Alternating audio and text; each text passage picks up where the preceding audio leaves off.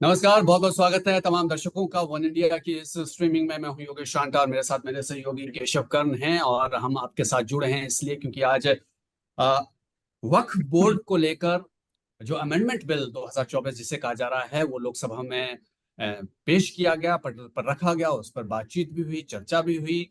पक्ष और विपक्ष ने अपनी अपनी दलीलें रखी और उसके बाद ये कहा जा रहा है कि इसे अब ज्वाइंट पार्लियामेंट्री कमेटी को भेजा जाएगा जहां पर इस पर चर्चा होगी। और विपक्ष की तरफ से ये मांग भी थी और किरण रिजिजू ने खुद कहा कि वो खुद इसको प्रपोज कर रहे हैं कि वो भेजेंगे। लेकिन इस बिल को लेकर क्यों हंगामा मचा हुआ है, क्या इसके प्रावधान हैं, क्या नुकसान हो सकते हैं, क्या फायदे हो सकते हैं, और किस तरह से ये वक्फ बोर्ड जो है वो पूरा काम करता है, इसी बारे में समझने की हम कोशिश करेंगे। दो खास मेहमान हमारे साथ मौजूद है। अतीकुर रहमान साहब है, इस्लामिक स्कॉलर है, पॉलिटिकल एनालिस्ट है। आपका बहुत बहुत स्वागत है अतीकुर रहमान जी।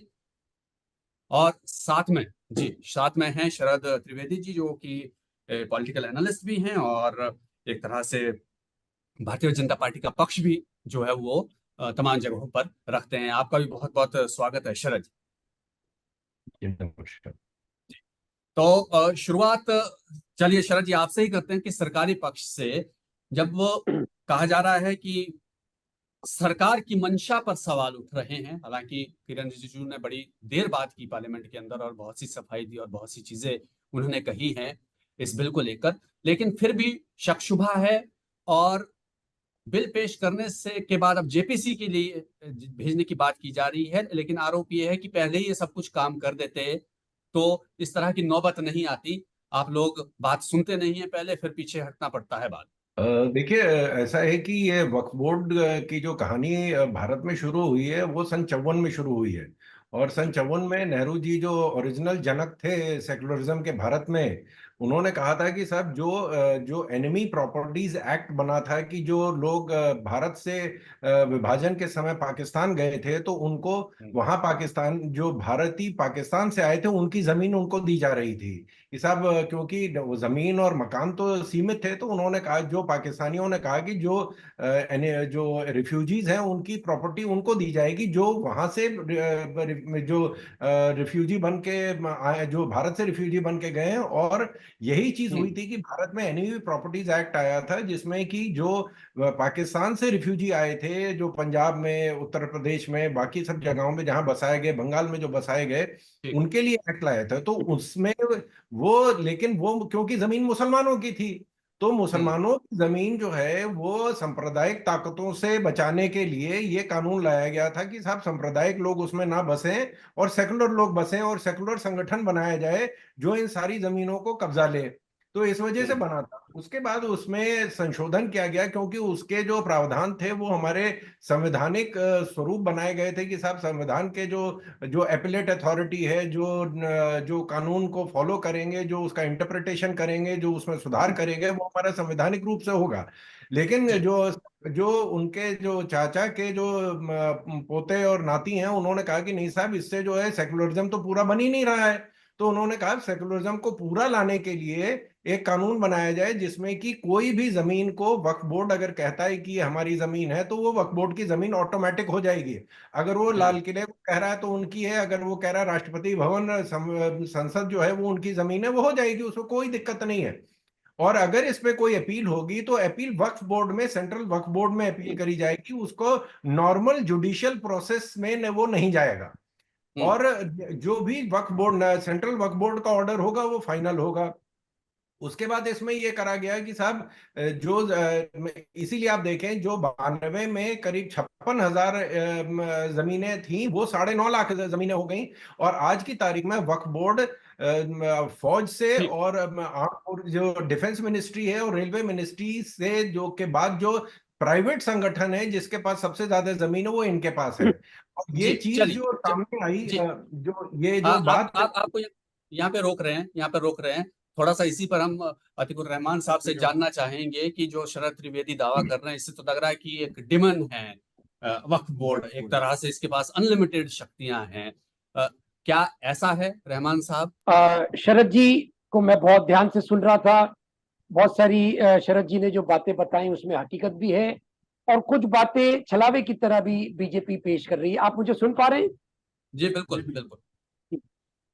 तो देखिए ऐसा है, जो जवाहरलाल नेहरू ने किया, जो उनके नाती पोतों ने किया, सुनहरा वक्त आपके पास है, बीजेपी सरकार के पास है, मोदी सरकार के पास है, कर दीजिए ना, अच्छी बात है।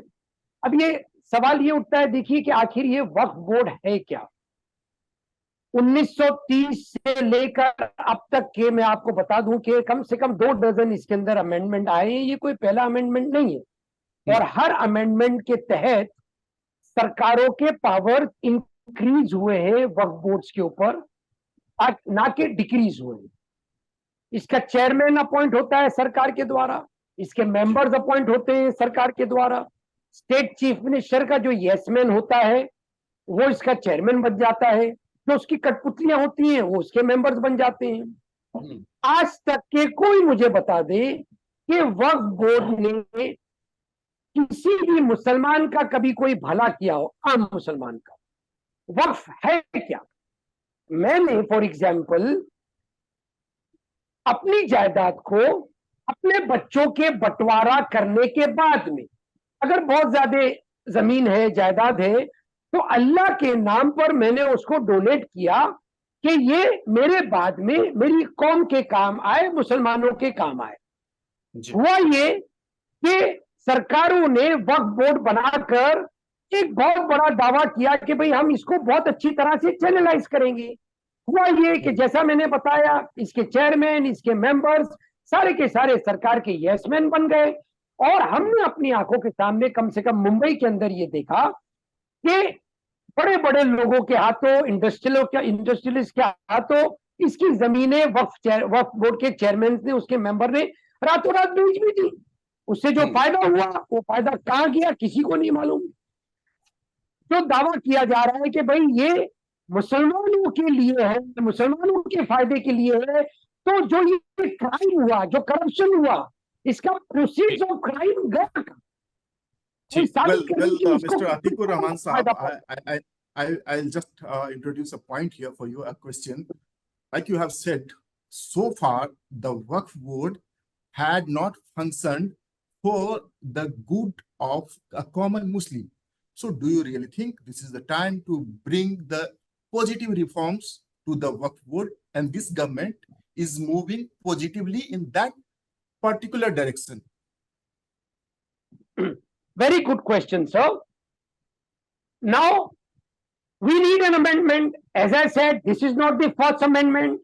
This will be, I suppose, the 25th or the 26th amendment in the Waqf Act. If the BJP government really wants to build bridges between the Muslim community and the BJP government, this can prove to be a milestone. No doubt about that.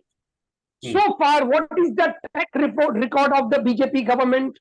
The Prime Minister himself has called us घुसपैठियास, ज्यादा बच्चे पैदा करने वाले, कपड़ों से पहचाने जाने वाले.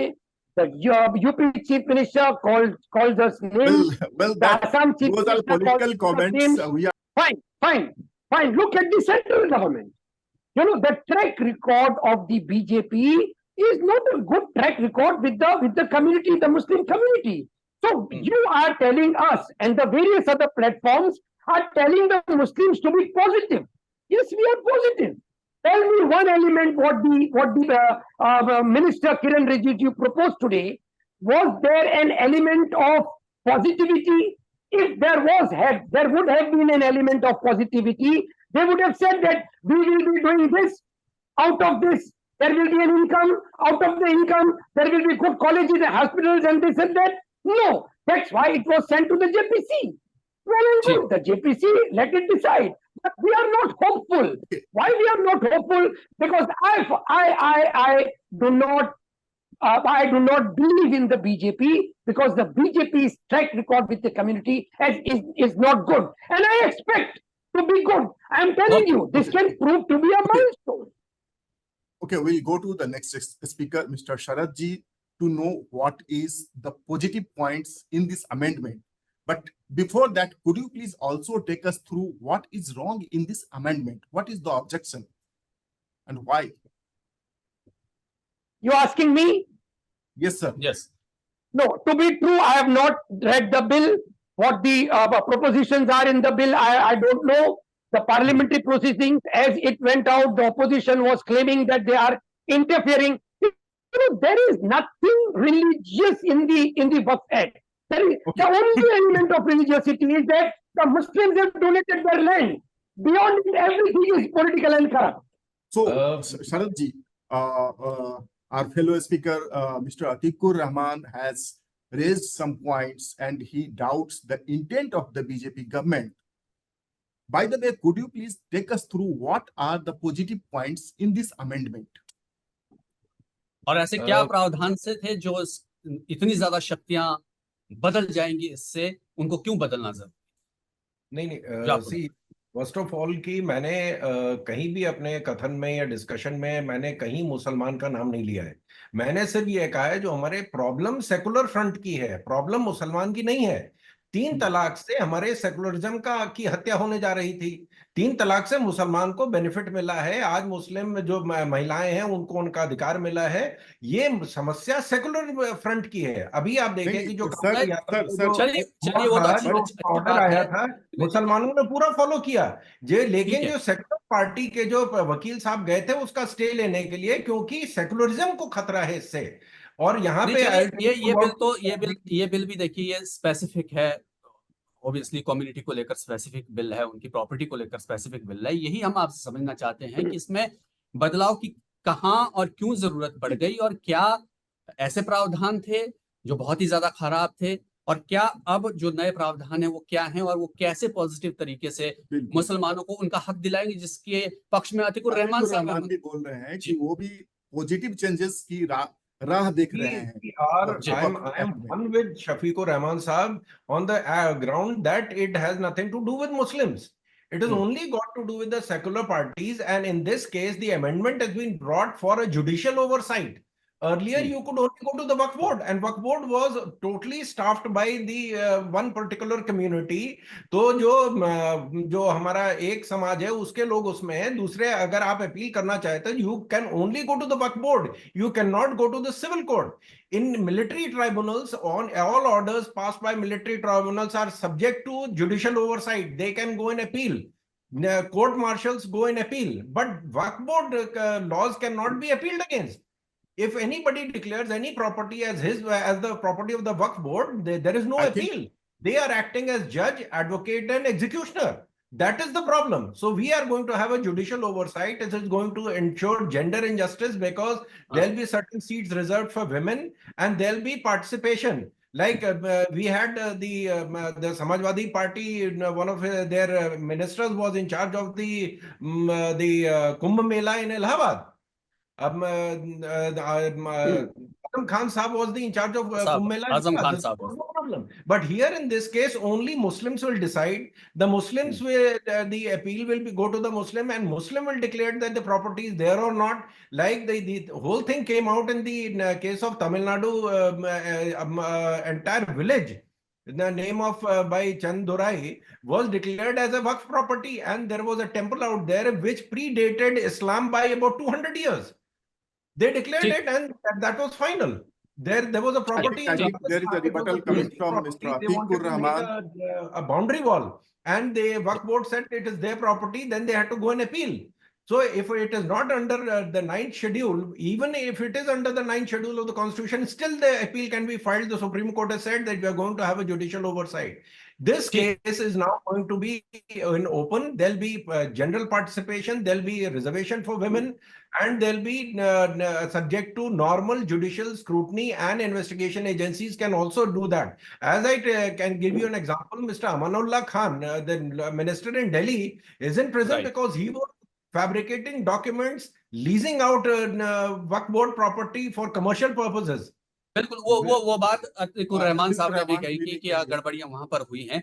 रहमान साहब, आप कुछ कहना चाहते थे?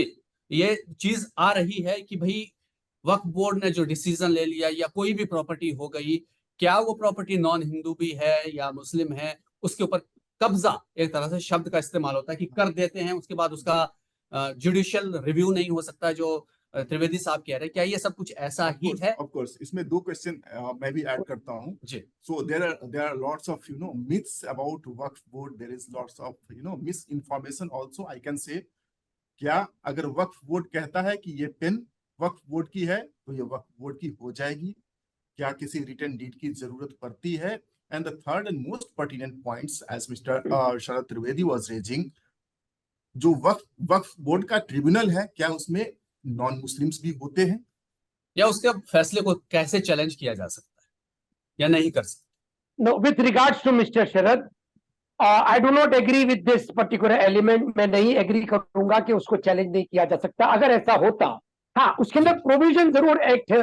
कुछ लॉयर्स थे, कुछ अदर प्लेटफॉर्म्स के ऊपर, they were mentioning a particular provision wherein that the Waqf board is having ultimate powers, and once they decide upon a particular land, that cannot be challenged. If that was true, Surat municipal corporation के ऊपर वक्फ ने जब claim किया, the Surat Municipal Corporation and the Gujarat government, they went to the tribunal, the common courts in our country, and their ruling came in favor of Surat Municipal Corporation.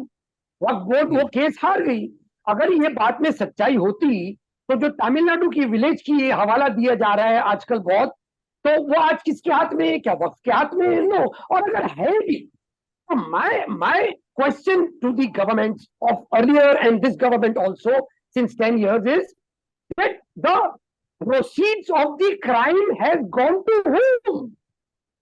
The proceeds of crime has not to the Muslim community per se. The proceeds of crime has gone to the state governments, the chairmen, the chief ministers, quid pro quo, whatever the elements were there. तो अगर ये corrective measure है and they want to remove this particular, well and good. How this will be enhancing the Muslim community getting benefits out of, say for example, BJP की एक हमारे दूसरे platform पे बता रही थी हमको कि स्कूल बनना चाहिए थे, कॉलेजेस बनना चाहिए था, हॉस्पिटल बनना चाहिए था। तो क्या ऐसा कोई प्रावधान अभी के अमेंडमेंट में है जहां पर एक पर्टिकुलर लैंड को स्कूल बनाया जाएगा, कॉलेज बनाया जाएगा, हॉस्पिटल बनाया जाएगा और सिर्फ मुस्लिम कम्युनिटी को उसका फायदा पहुंचेगा? क्या ऐसा है? क्योंकि मैंने जो डोनेट की है लैंड, वो अल्लाह के नाम पे डोनेट की है। जिस तरह से कहा जाता है कि एक पर्टिकुलर मंदिर, चाहे वो ज्ञानवापी हो, चाहे वो अयोध्या हो, तो राम लला विराजमान ने वो केस लड़ा था। उसी तरह से क्या अल्लाह ये केस लड़ रहे हैं इस पर्टिकुलर मैटर के ऊपर? So my concern is this. Okay, वापस चलेंगे त्रिवेदी जी के पास। अब शरद त्रिवेदी जी, इसमें ये भी आशंका जताई जा रही है बहुत लोगों के द्वारा कि निचले स्तर पर जो काम आप कह रहे हैं कि ट्रिब्यूनल जिस तरह से वहां पर करता था, अब जो पावर्स कलेक्टर को दे दी जाएगी टाइटल डीड डिसाइड करने की और इन चीजों को लेकर, उनके जरिए जो है सरकार वक्फ की बहुत सी प्रॉपर्टी को अपने अंडर लेना चाहती है। वो इसका इस्तेमाल कैसे करती है आगे वो अलग बात है, लेकिन ये आशंका जताई जा। देखिए, मैंने पहले ही कहा कि इसका मुसलमानों से कोई लेना देना नहीं है। This is the prima facie fact. The thing is कि ये जो झगड़ा है सिर्फ इस वजह से है कि जो अनफिटर्ड पावर्स हैं, जो एक तरफा फैसले करने की इनकी ताकत है, जो वक्फ बोर्ड की जो जमीनों का गलत इस्तेमाल हो रहा है मुसलमानों के लिए नहीं हो रहा थी। खुद कह रहे हैं ये खाली लैंड माफिया जो है जिसको इस कब्जा करने का तरीका है। अगर इस तरह की कोई भी प्रॉपर्टी है तो बिल्कुल सरकार लेती है। मैं अगर कब्जा करना चाहता हूं, मैं नोएडा में रहता हूं, मैं कब्जा करना चाहता हूं, या मैं कोई ठेले वाला भी ठेला लगाता है तो दूसरे दिन नोएडा अथॉरिटी उसको उठा ले जाएगी। लेकिन यहां इसमें अगर कोई इस तरह का कब्जा करता है, डिक्लेयर करता, तो आप बरसा बरस लड़ते रहिए, कोई फर्क नहीं पड़ता। और मैं ये कह रहा हूं कि दी इंटेंट ऑफ लेजिस्लेशन, जैसे भी अतीक उर रहमान साहब ने कहा कि साहब इसके बाद भी लोग अपील में गए थे, लेकिन इंटेंट ऑफ लेजिस्लेशन था कि अपील ना हो। इंटेंट ऑफ लेजिस्लेशन था कि एक तरफा ताकत दी जाए जिसका गलत इस्तेमाल होगा ही। इस्तेमाल तो कॉमन लीगल सिस्टम का। जब सर त्रिवेदी जी एक पॉइंट ऐड करता हूं यहाँ पे सर, जब एग्जिस्टिंग सेटअप में ऑलरेडी लीगल रिव्यू का स्कोप था, तो फिर क्या चेंजेस लाए जा रहे हैं? नहीं, और जो चेंजेस लाए जा रहे हैं उसकी जरूरत क्या थी? नहीं, देखिए, ये चेंजेस की इसलिए जरूरत थी कि जैसे मैंने आपको बताया कि तमिलनाडु में वो मंदिर जो इस्लाम के आने से पहले का था, पैगंबर के आने के पहले का मंदिर था 200 साल पहले, उसको भी अगर वक्फ बोर्ड की प्रॉपर्टी, ये बात खुली कैसे क्योंकि इस तरह के तो बहुत से लेजिस्लेशन आते हैं, आपकी ब्रूट मेजोरिटी, आप पास करा लीजिए और घर चले जाइए। लेकिन ये केस कुछ ऐसे ग्लेरिंग केसेस आए हैं। राजस्थान में एक पब्लिक सेक्टर अंडरटेकिंग है, वो अपनी दीवार बना रहे थे, वक्फ बोर्ड ने कह दिया नहीं ये सब जमीन हमारी है, तो पीएसयू गया सुप्रीम कोर्ट से ऑर्डर लिया कि नहीं साहब ये गलत है और आप बिल्कुल जमीन बना सकते हैं। तो ये जो प्रोविजन है जो कि आप डिस्ट्रिक्ट एडमिनिस्ट्रेशन के लेवल पे सॉर्ट आउट किया जा सकता, वो अब सीधे ट्राइब्यूनल और सुप्रीम कोर्ट जा रहा है। अगर नोएडा में कोई या जीडीए में या दिल्ली डेवलपमेंट अथॉरिटी के जो लोकेशन या जो जुरिस्डिक्शन के अंडर में कोई ऐसी जगह आती है, आधे घंटे में उसको नोटिस देते हैं और उसको खत्म कर देते हैं। But actually nothing changes. ऐसा सिस्टम बना दिया है कि आप उस दलदल में फंस जाएंगे कि कभी उसका फैसला ही नहीं होगा। नहीं, बट इस केस में भी sir, if the district collector passes और इसमें महिलाओं को नहीं लाया गया है arbitrary order, किसी भी वक्त arbitrary decision, the other side can move to the High Court, to the Supreme Court. So there is endless legal reviews, provisions are already been granted. तो ये तो अभी भी चलेगा। पहले आप ट्रिब्यूनल के फैसले के खिलाफ जाते थे, अब आपका जो दूसरा पक्ष है वो डीसी के फैसले के खिलाफ जाएगा हाई कोर्ट में, सुप्रीम कोर्ट में। देखिए ये इंटेंट है कि अगर इसको नीचे के स्तर पे सॉर्ट आउट किया जा सकता है तो नीचे के स्तर पे डिस्ट्रिक्ट मैजिस्ट्रेट के स्तर पे एसडीएम के लेवल पे बहुत सी समस्याएं हैं जो बातचीत से सुलझाई जा सकती हैं। उसके लिए आपको already 3.5 crore cases supreme court में पेंडिंग है, हाई कोर्ट में हजारों करोड़ केसेस पेंडिंग है, तो उसको और बर्डन करने की जगह सिंप्लीफाई कर दिया जाए। आर्बिट्रेशन आप कह रहे हो कि आर्बिट्रेशन का तरीका, लीगल ऑक्यूपेशन का जो एक आपने जरिया दे दिया है वो ना हो, और इस तरह के जो क्रिमिनल एलिमेंट्स इसमें आ जाते हैं। जब माफिया क्या है, mafia is organise control crime.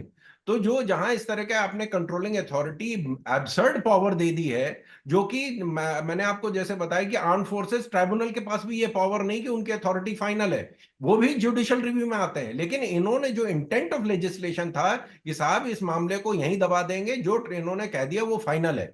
35 साल बाद सामने खुल के आई है कि ये गड़बड़ हुआ कैसे था, जब इस तरह की एब्सर्ड चीज के साथ 200 साल पुरानी, इस्लाम के आने से 200 साल पुरानी मंदिर और पूरे के पूरे गांव को वक्फ बोर्ड प्रॉपर्टी डिक्लेयर कर दिया गया। ठीक है रहमान साहब।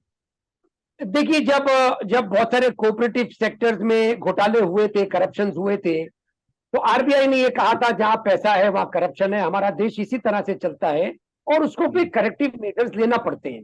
मैं आपका ध्यान दिलाना चाह रहा हूं कि जो टेम्पल ट्रस्ट के केसेस आज तक के हाई कोर्ट्स में और सुप्रीम कोर्ट्स में गए हैं, खास तौर से जो चढ़ावे आते हैं साउथ इंडिया के टेम्पल्स के अंदर, उसमें हमने रूलिंग्स क्या देखी है हाई कोर्ट्स की और सुप्रीम कोर्ट ने रूलिंग देखी है कि जो कुछ भी गड़बड़ी टेम्पल ट्रस्ट के अंदर करप्शन पाया गया है, जो मिस एप्रोप्रिएशन ऑफ फंड्स पाया गया है, उसको सरकार ठीक करे, उन मेंबर्स को चेंज करे, उनके तबादले करे, नई बॉडी बनाए और टेम्पल ट्रस्ट को कम्युनिटी को लौटा दिया जाए। क्या यही चीज यहां पर होगी? Well and good.